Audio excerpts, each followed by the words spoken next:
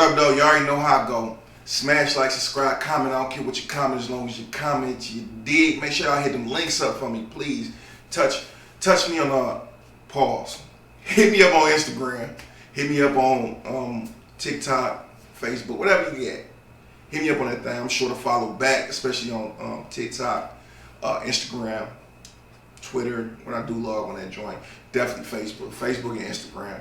I try to touch every day. I know y'all been telling me, man, you ain't doing enough videos on yourself lately and your experiences still. I got a bunch of stories left, but I ain't want to use them all. I want to get other people's stuff out here. Make sure y'all check me out Saturday. I'm going to at least drop one clip from the homie Pierre. Hopefully he get on. I told myself I'm going to stop doing that because people cancel out. Like, yeah, so I'll just cancel out on this, and we was ready for that. But it is what it is. The ball don't stop rolling. The train don't stop chewing. You did on tomorrow. You keep rolling in life at all points and times. Don't stop for nobody. I don't care who it is. You don't stop. The end goal is to get where you plan to go. Get there. You did what I'm talking about. Stop being with her trying to kiss good. Be with her trying to pimp good. All right. But anyway, let's get to this video. They asked me my first 30 days in prison. How was it? Well, you know, your first 30 days is in quarantine. That's Jackson, the old Jackson. You did what I'm talking about. It's not the old Jackson like it used to be where people walking around going to each other's sides and stuff like that. It's not that. It's quarantine. But before you get to quarantine, you got to mentally prepare yourself for going to prison. You got to, you know, take in everything everybody told you to watch out for, to look out for, into consideration. You got to depict reality from fiction, and, you know, just mean together all the things that correlate with each other. And that's the mentality you go in there with. And then also self-observation, man, that'll get you a long way to understand and study your environment. Even though I had a lot of conflict in prison, I brought it on myself, or I was in somebody else's controversy. But other than that, I could have navigated prison very, very well, but I didn't. So you're here to learn from my lessons. You did not to go to prison, but if you did go, you learn from my lessons and things that I told you. And if you choose not to go, that's the best thing that you could ever do. You know what I'm saying? So you get sentenced in the state of Michigan. Before COVID, you get sentenced, then the next day you ride out. Wayne County Jail, that's where I'm at, Detroit. Or Wayne County, where I call my case at, Westland or whatever. So you ride out the next day, you go to a bullpen full of people just riding out, and then you get to hearing people ask, well, how much time you get? Oh, I got a year. How much time you get? 9 months. How much time you get? 2 years. How much time you got? 50. Damn. All day, and it hurt me when I hear somebody say all day. I got all day. All day, because in the state of Michigan, that means you're going to die in that thing unless you get back on the pill. Them chances is low. Unless you get a commutation, those chances are low. When they say life without parole in the state of Michigan, they really, really mean that. How many times I got to reiterate that? How many times I got to say the word reiterate? I got to find a new word. How many times I got to keep telling you the same thing? You get life here, you're doing life. You're going to die in there. You're going to Jackson Cemetery if your parents can't get you down to wherever you want to, wherever they want you to be buried at. But by the time you deceased, your parents probably would be on past their stuff. But nevertheless, though, I'm in that bullpen. I'm hearing them numbers, and I'm just glad that I got 9 months left on the year I was down. I got 1 to 4. I ended up doing 4. So, and to let you know, when you go to prison, if you don't have enough time in, they can flop you for that. So my first flop wasn't from any incidents. It was because I didn't have enough time in, enough classes completed, not enough incarceration history of my behavior. So they can flop you off that. You did. They got to see your institutional behavior before they can let you back out of society. How do you function around your peers? But what they don't consider is, although you might be in there for stealing cars, your peer not necessarily a guy that's in there for murdering 10 people. It's not a guy that's in there for robbing. Those are not your contemporaries, but you placed in a place like that, and then, you know, they really don't care. It's all a business. It's all to get you out the streets and protect society. So, you know, when you get in there, ain't nothing your parents and family can do it all. You there. Unless you got some millions and some guys about to come break you out. But those chances are very slim, because if you had the millions, you probably wouldn't be in prison. So I'm in that bullpen, and I'm ready to go up to Jackson. About a 30-minute ride. As soon as I pull up, I see the barbed wire everywhere. And as soon as we step out, barbed wire everywhere. The officer told us, he said, some of y'all will be coming home, and as soon as you come home, you'll be going back, but even longer. Some of you guys will be coming home, some of you gonna die. Some of you guys are going here, and you're not gonna see the light of day without looking through a fence or up in the sky. Some of you guys are going to be in here so long you don't want to go home. Some of you guys are going to be in here so long that you're going to become homosexual. Some of you guys are going to be in here so long that you might kill yourself. Some of you guys are going to be in here so long when you come home, cars might be flying. And he also said when some of you come home, it'll be in a body bag. You're going to die here. And for the ones that's going home, get out and do the right thing. Those words stuck with me. He ran it down. And the correctional officer came, took us from the sheriff's, took us in to be strip searched. And I've never been strip searched like this. Usually they make you bend over, squat real quick. They don't even look. They just want to hear you cough and bend over. Whoop, seen them bend over a little bit, turn the other way. No, they was very thorough. They brought out flashlights. They told us what we couldn't have, what we had to send home, so on and so forth. We get our clothes and everything. They orientate us a little bit on, shower safety, PREA, which is Pre-Rape Elimination Act. That's what it stands for, PREA. That's the acronym for it. And then we got to go on to our unit. Now, mind you, this is quarantine. This ran like a level 6 prison, which they abolished in the state of Michigan, but it was once level 6 prisons. But now it's only 1, 2s, 4s, and 5s, no level 3. So we walk into this dungeon-looking place, right? And it's some of the windows broke out. You see birds flying in and out. We go in there. You hear birds everywhere inside. Birds flying around. You see bird poop everywhere. It's like 3 or 4 tiers from the bottom to the top. Top very high. We seen a guy jump off that thing too, because he couldn't cope with the fact that he had to do 30 years of his life in prison. Seen a guy hang himself in there. Seen a guy get hit one of his first days in there in the showers. But when you walk in there, it looks just like a dungeon, man. It's a dungeon. Cells on cells on cells on cells. Small cells too. I mean, they like the door to get in is like this big, bars, and all you hear is the noise, is people howling. They doing all this crazy stuff. Oh, you fresh meat. Hey, white boy, we gonna get you. Hey, you right there. I remember a guy, he said something to me, and he like, you right there, the tallest one, you. I look up, then I look back. He like, I'm talking to you. You gonna be my girl. And I remember what room he was in or whatever. If we ended up talking, he was just joking and whatnot, because hey, you gonna be your girl, okay. Yeah. And other guys it was just one white guy with us. He was like, man, is there anywhere else I can go? What is this thing they talk about, protective custody? The officer, man, shut up. We're not doing no paperwork to put you in protective custody. We're going to drag you upstairs. We're going to mace you and drag you upstairs and let your eyes burn. You going in that room. And they almost had to do it. He called the police, everything there, and dude decided not to get dragged out of there or whatnot, or dragged up to his room, whatever they was going to do. He decided not to. So he went on upstairs into the room. During the night, he was like 2 cells down from me, and he was crying. And for somebody who's never been in juvenile detention facilities like I have, boys homes, group homes, stuff like that, like this is a totally new environment for me. You come from well off, you're not used to violence, you're not used to a bunch of men, especially big black burly men, 6'5", 300 pounds, all muscle. You seeing this stuff, man, you very, very intimidated, man. And I was too, to an extent, because at the time, I was still thinking size kind of mattered. But later on in my prison bit, I learned that size didn't matter. It was the small guys that really was the hitters.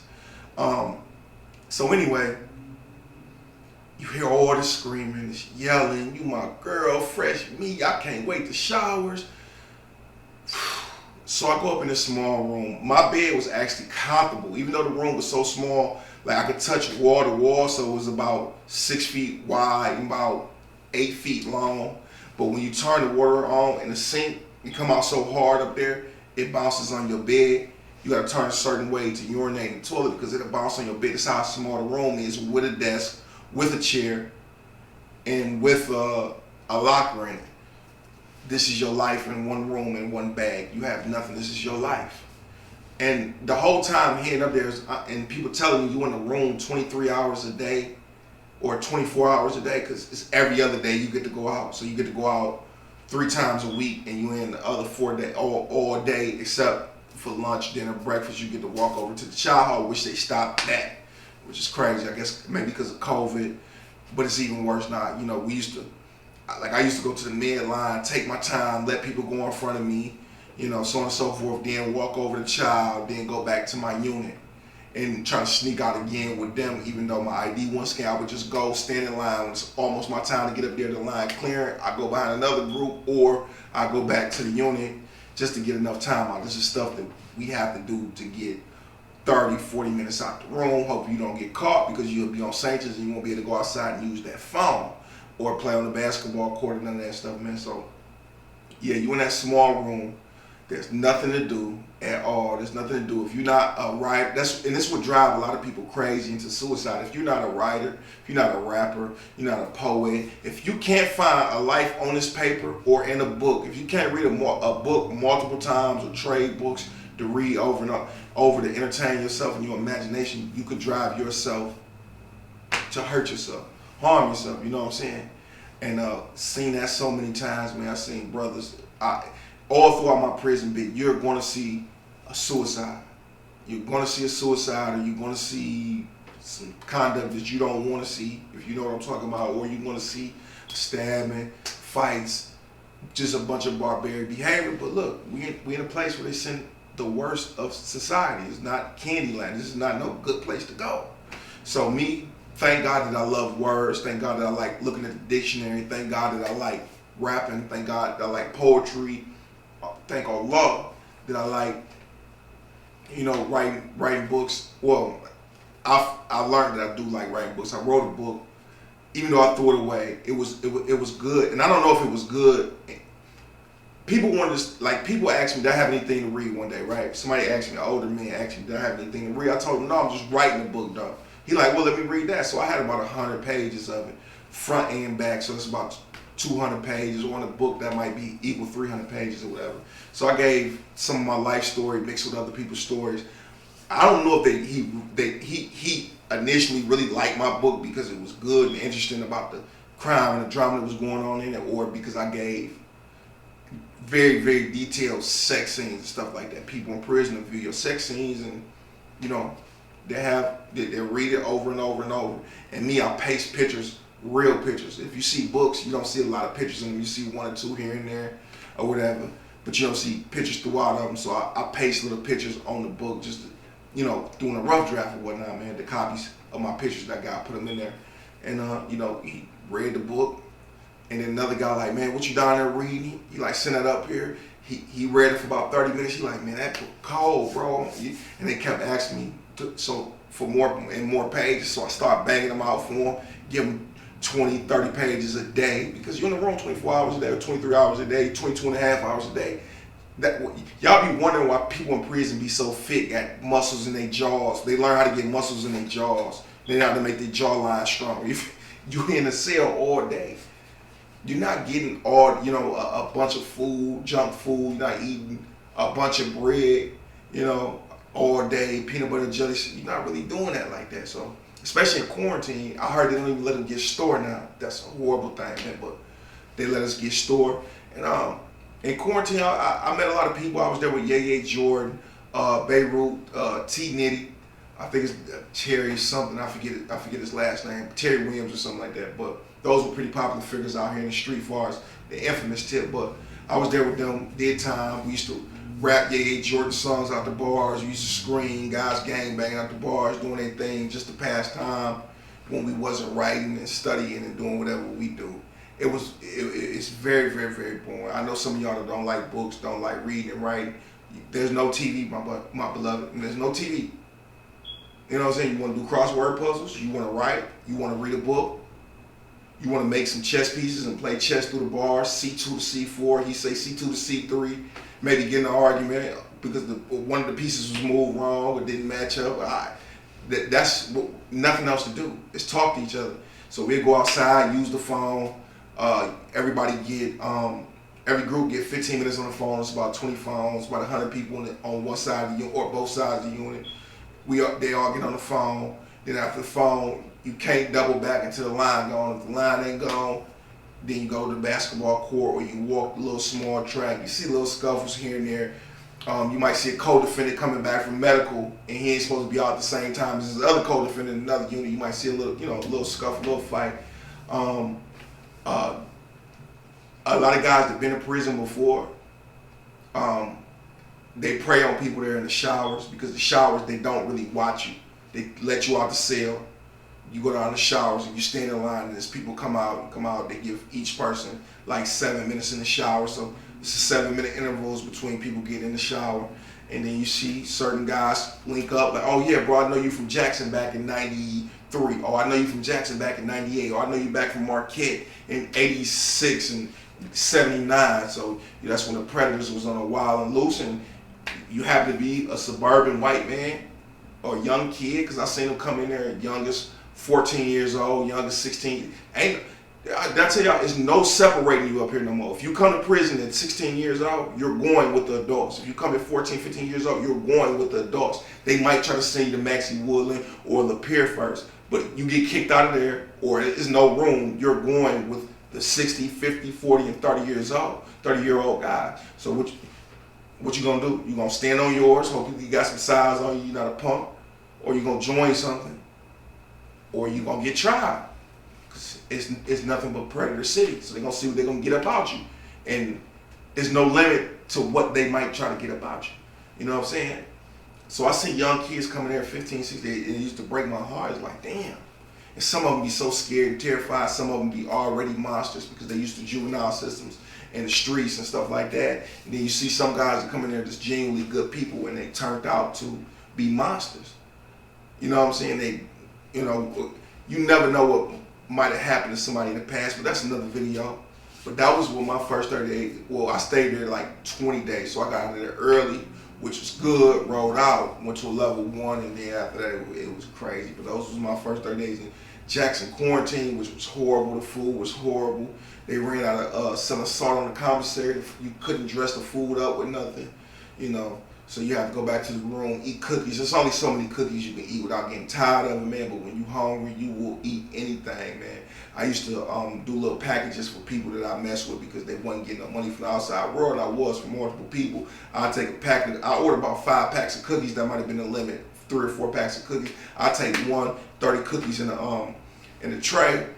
I'll take a bag of 5, or wrap up 5 with some tissue, wrap up 5, put a few pieces of Jolly Ranchers in there, a piece of one of my deodorants in there, and send them out because people didn't have deodorant or none of that stuff. If you don't have no money in prison, you know what you're gonna get? You're gonna get the indigent store, which is once every 30 days, and the institution give you $12. And you only can buy hygiene and stamps with it. No JPay stamps, no MP3 players. You gotta wait till you get a job to earn some money. So if you don't have nobody on the outside, you're done. You're done. You're gonna resort to just being broke and hungry, or robbing, stealing, or hustling. You're gonna resort to something to get your fix on, because it's very, very, very hard to come from the county jail, getting store and stuff like that, eating, to having nothing, or whatever the case may be, man. But that was my first 30 days in jail.